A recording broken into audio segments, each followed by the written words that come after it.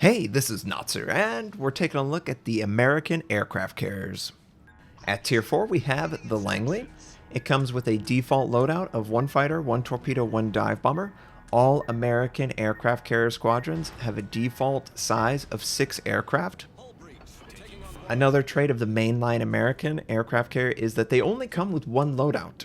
So what you see is what you're going to get. You have to be able to deal with all the problems that an aircraft carrier would come up against with the default loadout for the Americans. Langley's very slow, so you need to make sure that you're proactive in keeping up with your flank. Unfortunately, at Tier 4 and Tier 5, you can only use an automatic drop pattern. This requires that you select the ship, and then you can drag the cursor to make the drop a little bit better, but it will never quite equal a manual pattern. This will limit your ability to attack enemy destroyers or enemy ships that are hiding in smoke, so just keep that in mind. At Tier 5, we have the Bogue. Still slow, 16.5 knots, still uses the 1 fighter, 1 torpedo, 1 bomber loadout. The dive bombs so far are high explosive, and it continues with the Bogue. And it's just more of the same.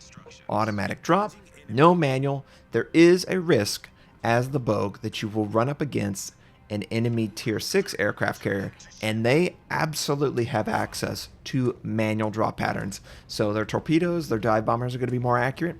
Their fighters can strafe, which is an AoE effect, and it will wipe out an entire squadron if you're not careful. It's a really frustrating design currently, and hopefully whenever they introduce the aircraft carrier revisit, this gets fixed. Because right now there is a huge deficit between the Tier 5 and the Tier 6 if they're going up against each other. But if you're top tier, it's pretty much what you expect from Tier 4. At Tier 6, we've got the Independence. Finally, we have access to a manual control scheme. You access this by pressing the Alt key and holding it down. It's great for dealing with waves of squadrons from the Japanese. They're starting to get a lot bigger loadouts, and they have the variety to select whatever they want, whether it be strike, anti-air, or something in between. You don't. The Independence is still using 1 fighter, 1 torpedo, and 1 dive bomber. Still no AP bombs, so the general accepted strategy at this point is to use your torpedo effectively against a target, perhaps cause a flood, allow the enemy to use damage control, and then come in with your HE dive bomb and set a fire. So you have a dot that sticks. Now you can do it in reverse order, obviously, but that's the general strategy when you consider how you use HE in tandem with your torpedoes. And you can see the manual is really nice. At Tier 7, we have the Ranger. Finally, the loadout increases by 1 squadron. You have access to 1 fighter, 1 torpedo, and then 2 dive bombers, still using high explosive, but there's a greater opportunity to set a flood or fire and have it stick if the enemy isn't paying too much attention. Once again, you can still use manual, and you absolutely need to start getting very comfortable playing with manual control. There isn't really a legitimate reason to use automatic unless you're not comfortable controlling, and I absolutely fall into this category sometimes where it's overwhelming. There's too many squadrons on the screen, but the American aircraft carriers generally have smaller loadouts, so it should be easier to control them. You do sacrifice a little bit of your scouting potentials. You have less squadrons than the enemy aircraft carrier that is Japanese or otherwise. At Tier 7, we have the premium Saipan. This offers a lot of unique traits compared to the mainline American aircraft carriers. One in particular is the amount of loadouts available. It has 2. One loadout includes 3 fighters, 0 torpedo, and 1 dive bomber. This particular loadout, the dive bomber squadron, has 8, with the fighters having a default size of 3. The other loadout is 2 fighters, 2 torpedo, and 0 dive bombers, and these also come with a default squadron size of 3. Now you might say, wow, that's really small. It's because these aircraft are Tier 9, so they move faster, they do more damage, everything that you expect a Tier 9 to do, you just have it at Tier 7. And then finally, probably the most useful unique trait, when you are actively engaged with another fighter, if you strafe away, you will not lose a fighter from your squadron. Usually, you have to pay a premium when trying to disengage like that. At tier 8, we have the Lexington, and finally, we have access to armor-piercing bombs. The squadron size is 1 fighter, 1 torpedo, 2 dive bombers. However, these dive bombers, you can select between HE and AP. Same sort of size as the Ranger, but the AP bombs are very useful against German, Italian. Anyone with a flat deck is going to get punished very hard. But in general, AP bombs are incredibly potent against the enemy. It's really debilitating for them. And they have a unique drop pattern as well.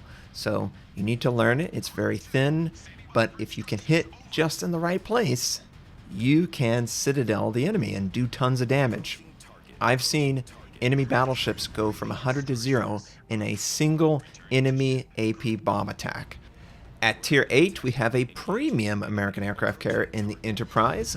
It's got a couple unique traits. Its squadron size is 2 fighter, 2 torpedo, 2 dive bomber, which is really awesome for tier 8 American. It has the ability to select between armor piercing and high explosive. Generally, most players use armor piercing because, as you just saw, it does a ton of damage. It also has the ability to use what is normally reserved for tiers 9 and 10 module. I use it to further increase the survivability of my attack squadrons so that they have the ability to more successfully do damage and ultimately wipe out the enemy. Also, the torpedo squadron has a unique drop pattern where 2 torpedoes are forward of the other 3. You need to give enough lead so they activate in time to benefit fully from it. Once you do that, you will do a ton of damage with the Enterprise. It is a great American aircraft carrier. At tier 9, we have the Essex. This uses a 2 fighter, 1 torpedo, 2 dive bomber build. It can use high explosive, armor piercing. It is a tier 9, so it does have access to that final module slot. And you are trying to increase the survivability of your fighters, your torpedo bombers, your dive bombers, and just generally make everything better and more potent so you don't waste as much and you can do more damage on average. The Essex is just more of the same. There really isn't any issue with it. I had a lot of success when I was playing it. Once you've learned how to play the American aircraft carriers, at this point you should know full well that you need to make use of strafing. You need to set up a good, clean attack with a manual drop pattern. If you do that, you're going to do a ton of damage. Unfortunately, there's not a lot of counterplay to armor-piercing bombs in their current implementation. At tier 10, we've got the Midway. This is the final chapter in the American aircraft carrier line. She has a 2 fighter, 2 torpedo, 2 dive bomber build.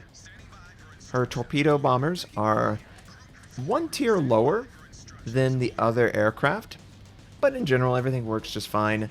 The only issue here is that you don't have as many squadrons as the Japanese. So generally, the Japanese will outspot you for your team. Since they have a more traditional squadron health pool and speed, their aircraft are higher tier at the torpedo slot, they should pretty much keep up or move as fast. You will find that they're going to be doing pretty good damage, they're going to be pretty effective, but the Midway can hold her own in many different instances. Once they gave back that second torpedo squadron, she started doing more damage. Obviously, armor-piercing bombs, very effective for the Americans, very effective for anyone who has them. As far as the American carrier line as a whole, single loadout, ability to use armor piercing at tier 8, a more simplified control scheme that is a good way of teaching the player, at least initially. The Japanese are going to outspot, they're going to have more squadrons, it's going to require more actions from the player to understand exactly where they can take advantage. If you're an American aircraft carrier, you need to get kill shots. You need to use that AP bomb, you need to use your torpedoes coupled together to wipe out targets. If you do that, your team will have a chance to succeed. I hope this was cool, checking out the American aircraft carrier line. They will change with the revisit, but at least we did it. Hope you have a wonderful day, and I'll catch you next time.